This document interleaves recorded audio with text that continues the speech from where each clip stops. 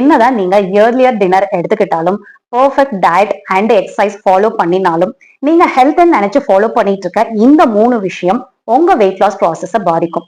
அது என்னன்னு தெரிஞ்சுக்கிறதுக்கு இந்த வீடியோவை கடைசி வரையும் பாருங்க. கார்ப்ஸ் லோடட் ஃபுட், ஹெல்தி ஃபுட்னு நம்ம நினைச்சிட்டு இருக்க மில்லட்ஸ், சப்பாத்தி இதெல்லாம் அதிகமா எடுக்கிறோம் அப்படின்னா பாடியில இன்சுலின் சென்சிட்டிவிட்டி குறைய ஆரம்பிக்கும்.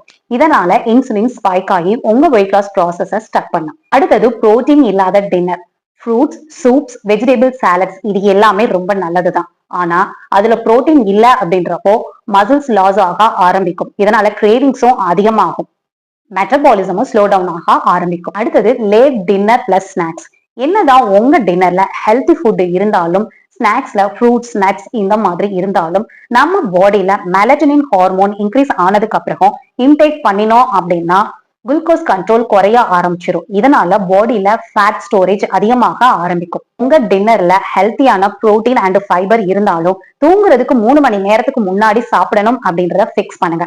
அப்படின்னா தான் பெல்லி ஃபேட் குறையும். இந்த மாதிரியான பெல்லி ஃபேட் குறையறதுக்கான ஹெல்தி டிப்ஸ் அண்ட் ஃபுட் ரிலேட்டடான வீடியோஸ்க்கு என்னோட பேஜை மறக்காம ஃபாலோ பண்ணிக்கங்க அண்ட் உங்க ஃப்ரெண்டுக்கும் ஷேர் பண்ணுங்க.